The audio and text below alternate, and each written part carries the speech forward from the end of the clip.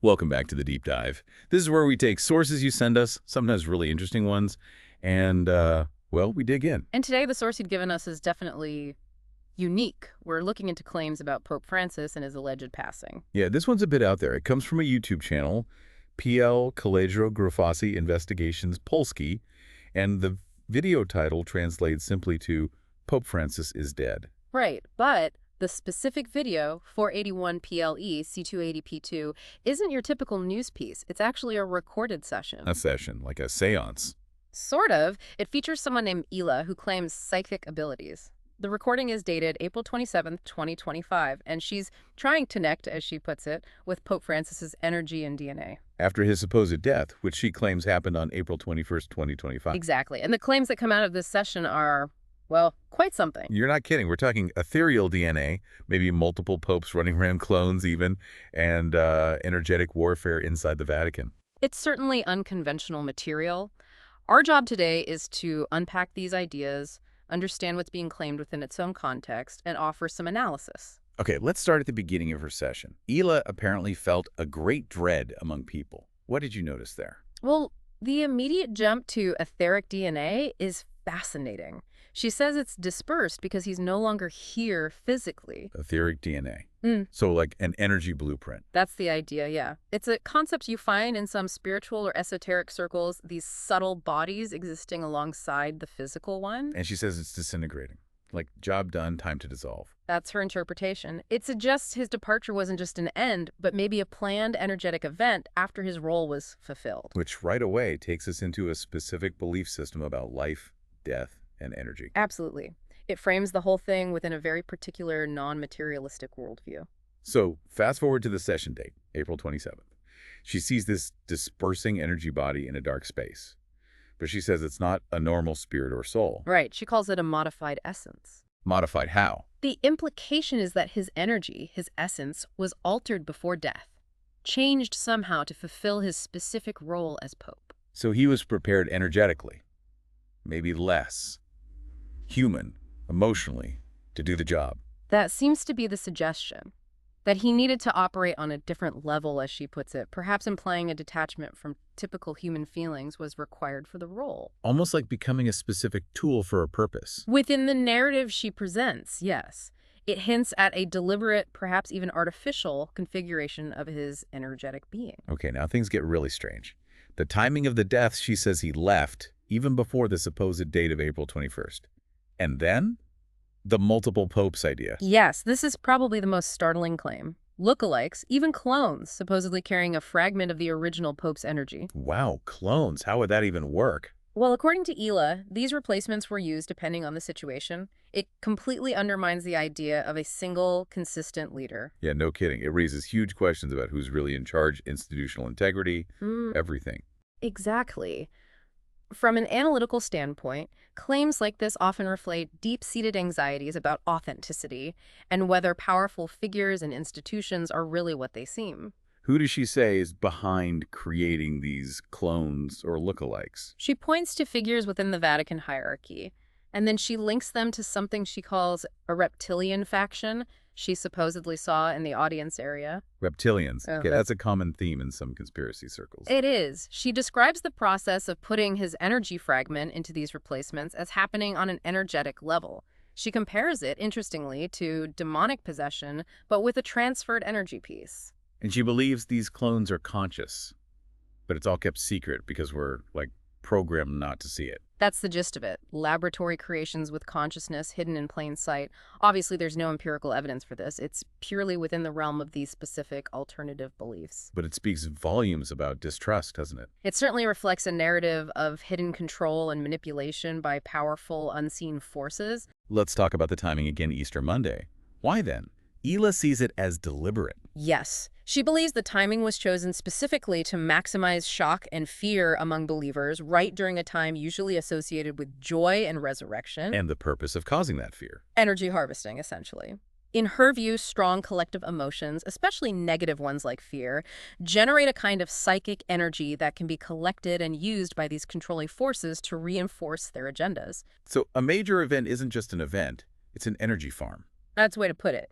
It reframes world events through an energetic lens, suggesting manipulation of mass psychology for unseen purposes. The core idea in many such theories. Okay, shifting gears slightly, the prophecy of Malachi comes up, the one about the last pope presiding over tribulation and the destruction of Rome. How does Ela connect that? She links it not just to Pope Francis, but to broader planned global changes. She talks about the planet's ascension and humanity awakening. So the tribulation isn't necessarily bad, it's part of a plan. In her interpretation, yes. These difficult times are orchestrated, and the Church, under this last pope, is meant to guide people through the chaos into a new reality that's already been designed. A managed chaos, then, with the Church playing a specific role in the transition. That's the idea presented. It suggests a high level of orchestration behind world events. She also mentions that focusing on external figures like popes or deities can be a distraction from finding power within oneself. The prophecy also mentions Peter the Roman, the destruction of the city of Seven Hills, and the Last Judgment. How does she read those? She interprets the city metaphorically, referring to various global crises and tragedies happening now, and the Last Judgment. Let me guess, another tool for control. Pretty much. She sees it as a concept used to instill fear, encourage worship, and get people to effectively donate their energy to maintain these controlling energetic structures. So traditional religious concepts are repurposed as mechanisms of energy manipulation in her view. That's the consistent theme, yes. Questioning the surface meaning and positing a hidden energetic agenda. What about the geopolitical situation after this alleged death? Ela talks about an energetic void. Yes, she perceives this void leading to energetic chaos, a battle between different factions trying to fill the power vacuum. And this mirrors earthly politics. Directly, in her view, different world powers are backed by competing energetic forces. She identifies two main ones, an older, dominant, more aggressive faction, and a newer conglomerate that's maybe more peaceful but still wants influence. An unseen energetic war driving the conflicts we see. That's the framework. And she adds another layer, other, possibly non-human entities are watching, looking to align with whoever comes out on top, because human energy is apparently quite valuable. It's a crowded battlefield, energetically speaking. It seems so. She also brings in the idea of Earth's rising energy, or light causing an awakening, which these manipulating forces are desperately trying to stop. Sometimes, she claims, these opposing factions even make temporary truces to work together against human liberation. Wow. Okay, so a very complex picture of hidden forces, energetic struggles, and humanity caught in the middle, but starting to wake up. That encapsulates the perspective offered in the source, yes. A reality driven by unseen energetic dynamics. Does she offer any predictions, like esoteric info about the next pope? She does. She believes the plan by these controlling forces is to keep the church fiction going to guide people into their planned new order. So another pope, but maybe slightly different. Exactly. Modified just enough to keep interest high, maybe introduce some innovations. She sees a pattern where each election references prophecy, keeps the end times and narrative going just to hold attention and energy. Keeping people focused on the institution.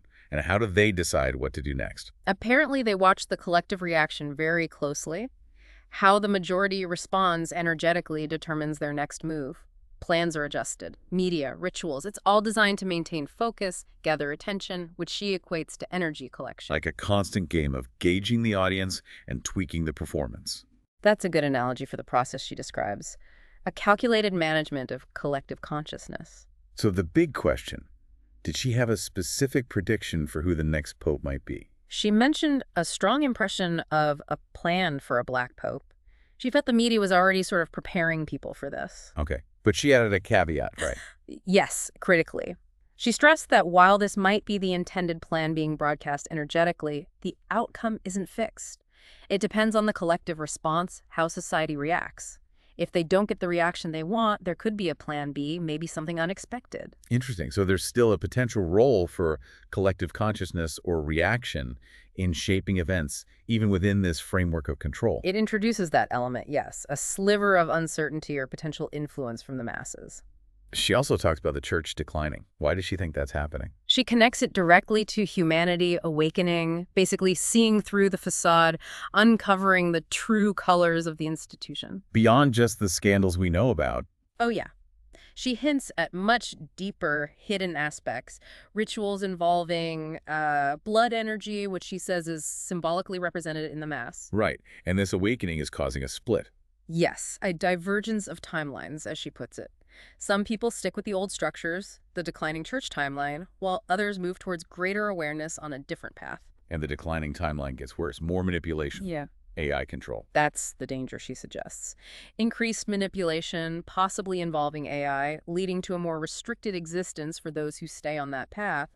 The goal of the manipulators, she says, is to pull as many people as possible onto that timeline before the awakening fully happens. A pretty stark choice presented there. Two diverging futures. It definitely frames it as a critical moment, a point decision for humanity's future path, according to this source. What about the future of spirituality itself? Does she see something replacing the church? She anticipates a move towards a unified global religion as part of this new order, merging major cultures and faiths into one system. A one-world religion. But she immediately warns against taking any specific vision like that as gospel truth. She sees such definitive predictions as potential manipulations themselves designed to capture attention and energy. So what's the alternative she advocates? Individual empowerment. Create your own reality, live in harmony, connect with nature, make your own choices. She presents that as the original intended way for humans to be. A move away from external authority towards inner guidance and connection. That's the core message, yeah. Rejecting centralized control, especially over spiritual beliefs, and embracing individual sovereignty. Okay, near the end, someone named Jola asked some specific questions in the session. First, about the Pope's soul origin and past lives. Ila's response was that his soul was specifically prepared, even manipulated, though, with its consent, apparently, for this lifetime's role. She mentioned past links to the church egregore back in the 6th century. Egregore, what's that? It's an esoteric concept, basically a collective psychic entity created by a group's shared thoughts and emotions, like the collective energy field of an institution, in this case, the church. So, a soul deeply connected to the church's energy field for centuries, groomed for the job. That's the implication within her framework, yes, suggesting pre-life planning and influence. Jola also asked about changes during his papacy, energetically speaking. Ila suggested his role involved subtly steering collective consciousness towards this idea of a unified faith, preparing the ground for the new order. He was a figurehead in that larger process. Just playing his part in a much bigger plan. That's the interpretation offered, viewing his actions through the lens of this alleged underlying agenda. And Jola's question about his actual spiritual mission. Ila didn't mince words there. No, she pretty much dismissed it, said the idea of a genuine spiritual mission was just a construct, part of the control plan. She urged people again to look inward for spirituality, not outward to fighters like him. A total rejection of his commonly understood role. Absolutely. It champions self-reliance in spiritual matters over reliance on any external authority. Finally, Jola asked about spiritual or karmic lessons from all this. And again, Ila challenged common ideas. She pushed back against the notion of externally imposed karma, suggesting negative events are often manipulations. True power, she asserted, lies in individual choice and self-determination. So, forget preordained karma. Focus on your own power to choose and create.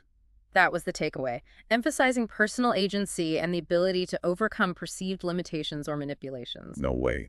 That was quite the journey through that source material. We've covered ethereal DNA, clones, reptilians, energetic warfare, prophecies, diverging timelines. It's certainly a lot and definitely highly speculative. We have to stress again, these are the claims from this specific source, the YouTube video featuring Ila. It's a stark contrast to conventional views. Absolutely. This deep dive offers one very particular, very unconventional lens on huge topics: leadership, institutions, reality itself. Which leads us to a final thought, perhaps for you, our listener, to ponder.